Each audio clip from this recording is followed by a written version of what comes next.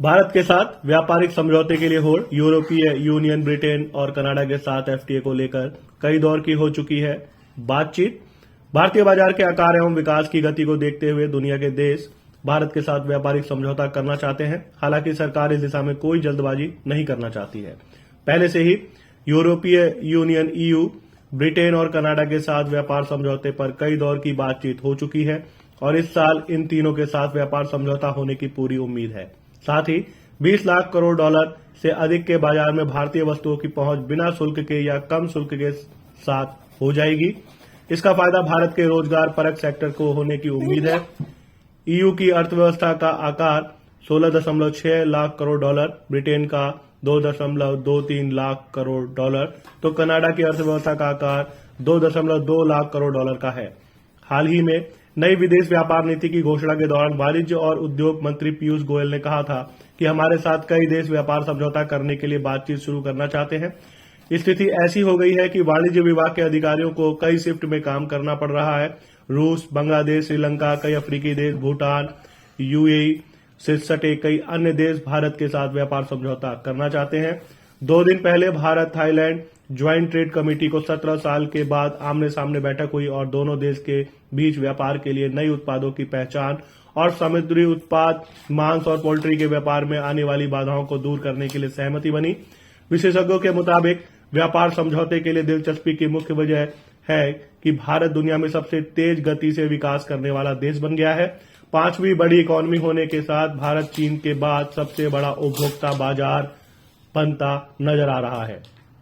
भारत समझौते को लेकर कई जल्दबाजी नहीं करना चाहता और वार्ता के दौरान पूरी तरह से देश के व्यापारिक हित को ध्यान में रखना चाहता है।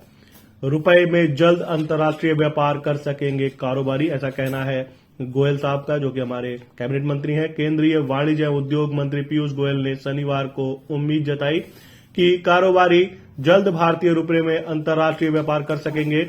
इसका कारण यह है कि कई देशों के विभिन्न बैंक ने भारतीय बैंकों में विशेष वोस्ट्रो खाते खोले हैं। आरबीआई ने विशेष रुपए वोस्ट्रो खाते खोलने के 60 आग्रहों को मंजूरी दी है। यह आग्रह ब्रिटेन, सिंगापुर, न्यूजीलैंड समेत 18 देशों के बैंकों ने किए थे। गोयल के अनुसार आरबीआई विभिन्न देशों में अपने समकक्षों से बातचीत कर रहा है। उन्होंने कहा है कि यूरोपियन यूनियन, ब्रिटेन और कनाडा के साथ व्यापार समझौतों को लेकर वार्ता उन्नत चरण में है। पूरी दुनिया हमारे साथ व्यापार आर्थिक भागीदारी समझौता करना चाह रही है। इसके साथ ही पिछले साल यूएई और ऑस्ट्रेलिया के साथ हुआ था व्यापार समझौता। वर्ष 2022 में भारत ने यूएई, संयुक्त अरब अमीरात और ऑस्ट्रेलिया के साथ व्यापार समझौता किया था। यूएई के साथ व्यापार समझौते पर अमल पिछले साल मई में शुरू हुआ और इसका फायदा भी वित्त वर्ष 2022-23 में देखने को मिला।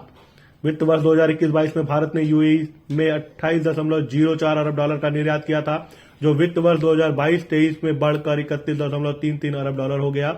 वित्त वर्ष 2021-22 में भारत के वस्तु निर्यात में यूएई की हिस्सेदारी 6.65% थी, जो गत वित्त वर्ष में बढ़कर 7% हो गई।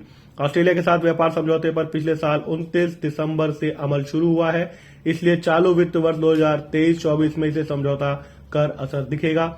ऑस्ट्रेलिया मैन्युफैक्चरिंग देश नहीं है और अधिकतर उपभोक्ता वस्तुओं को ऑस्ट्रेलिया आयात करता है, इसलिए गारमेंट, लेदर उत्पाद, इंजीनियरिंग गुड्स जैसे कई सेक्टर को ऑस्ट्रेलिया के साथ व्यापार समझौते का खास लाभ मिल सकता है।